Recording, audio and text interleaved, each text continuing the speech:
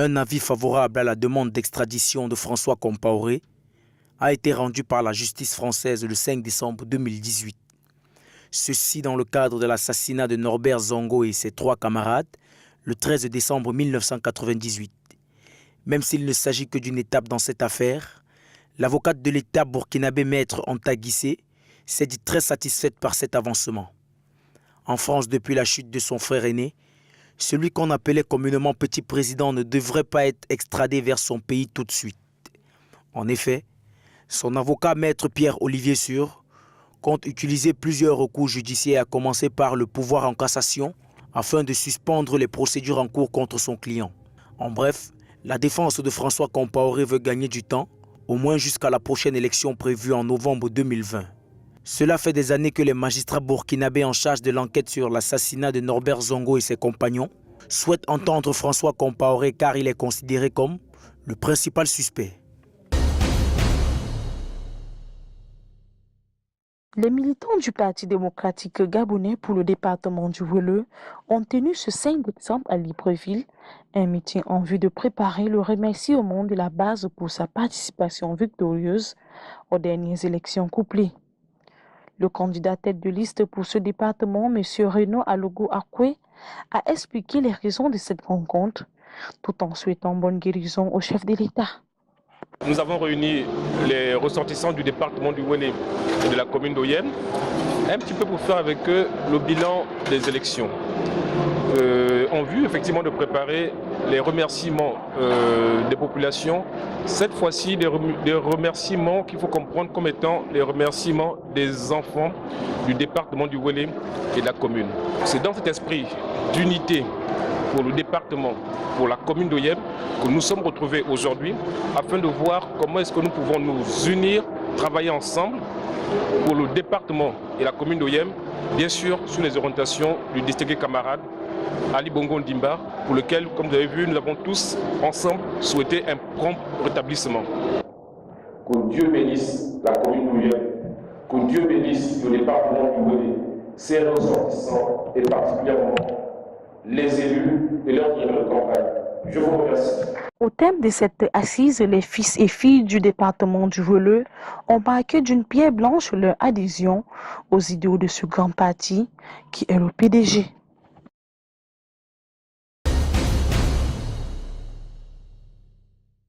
Le 4 décembre 2018, des projets conjoints sino-marocains ont été signés par des hommes d'affaires marocains et chinois à Casablanca.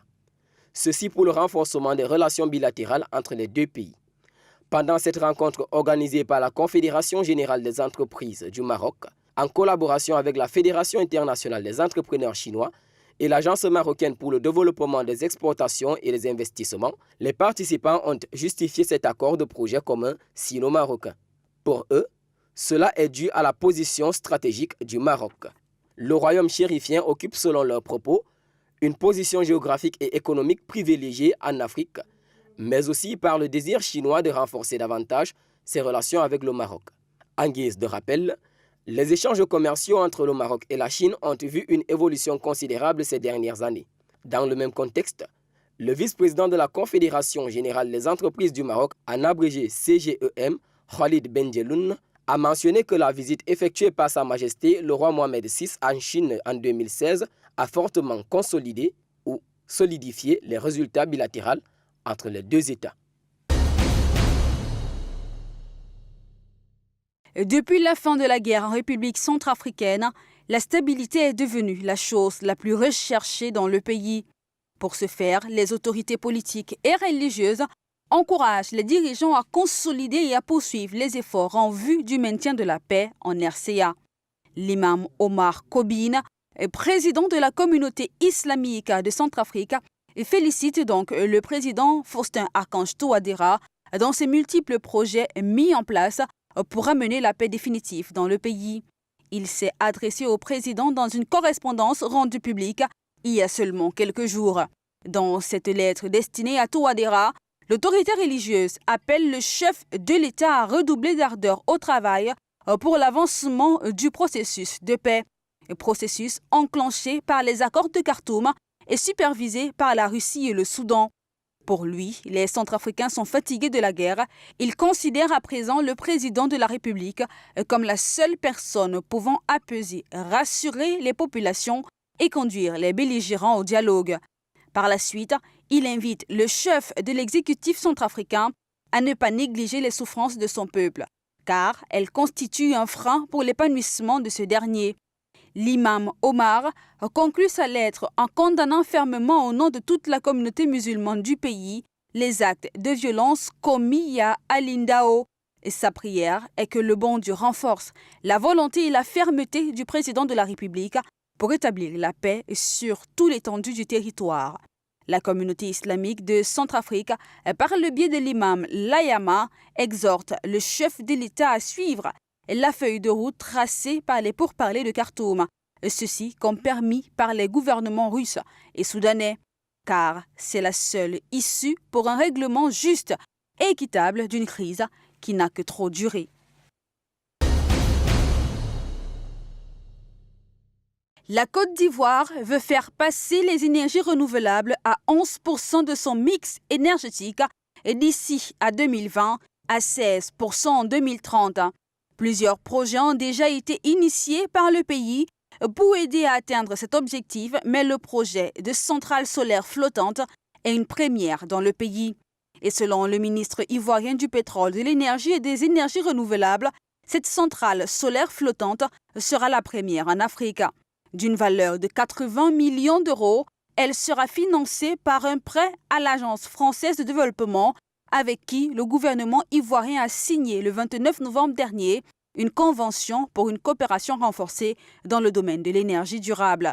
La production d'électricité ivoirienne, estimée à 2000 MW, est assurée à hauteur de 75% par l'énergie thermique et le reste provient des barrages hydroélectriques.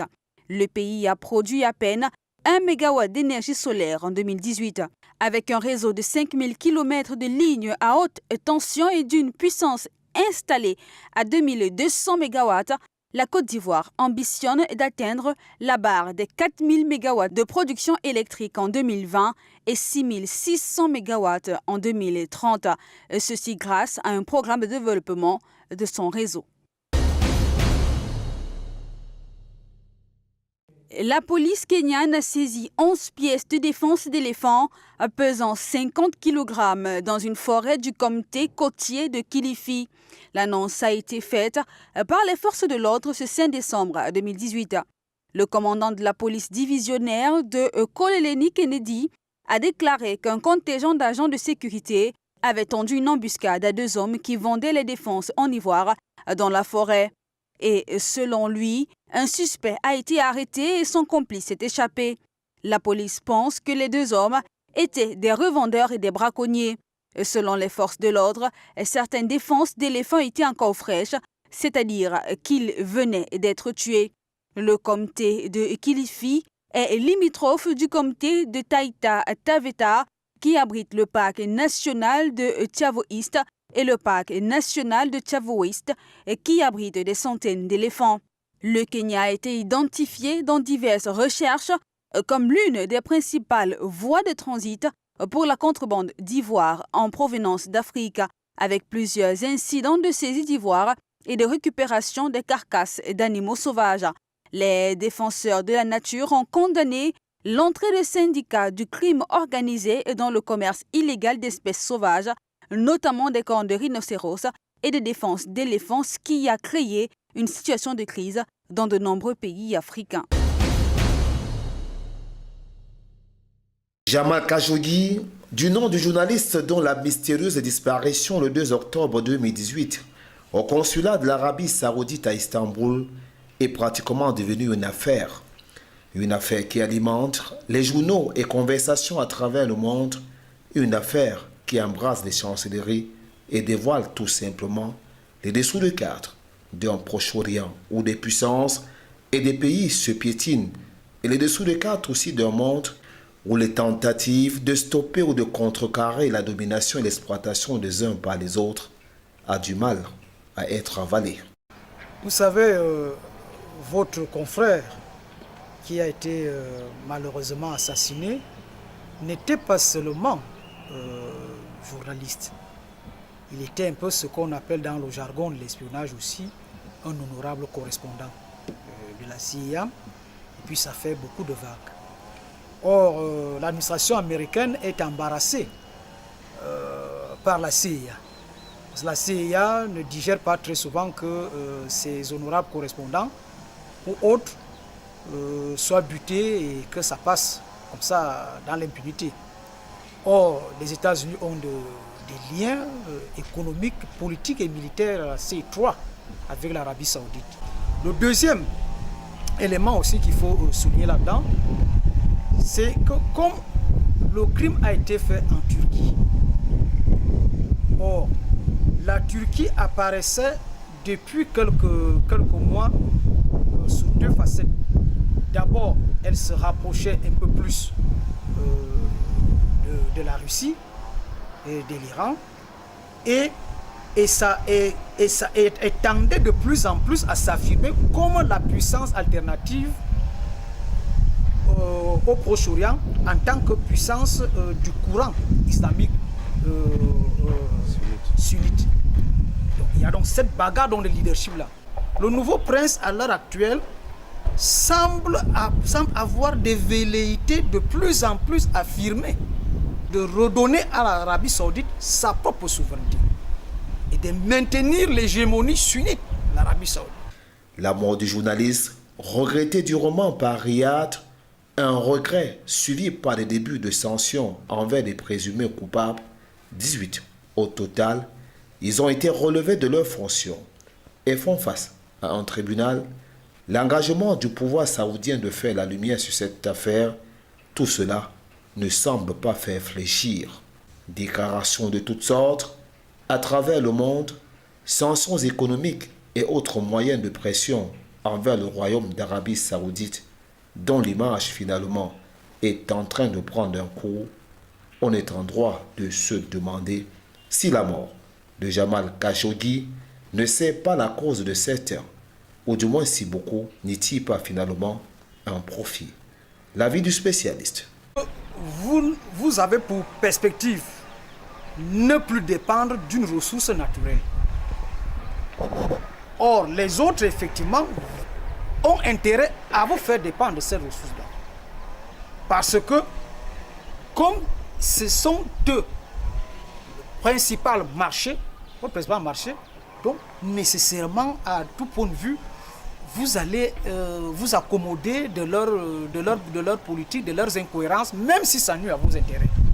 Par contre, en diversifiant, ça sous-entend ceci, que lorsque, par exemple, l'OPEP prend une décision, on dit, nous allons vendre au marché mondial chaque jour 10 millions de barils de pétrole. C'est un exemple que je donne.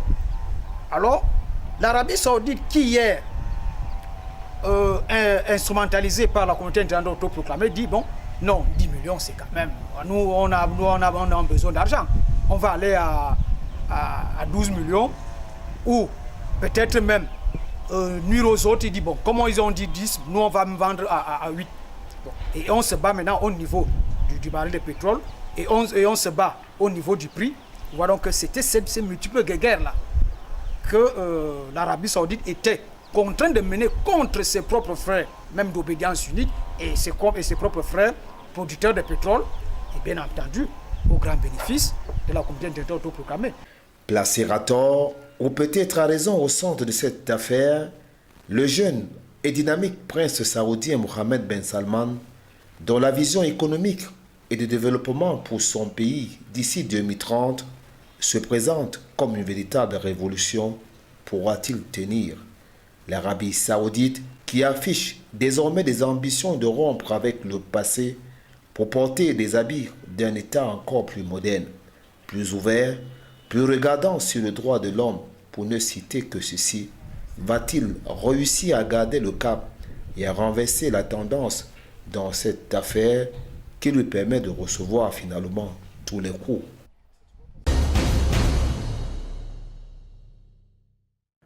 George Herbert Walker Bush a rejoint sa dernière demeure ce jeudi 6 décembre 2018. Ceci dans la stricte intimité familiale dans son Texas natal.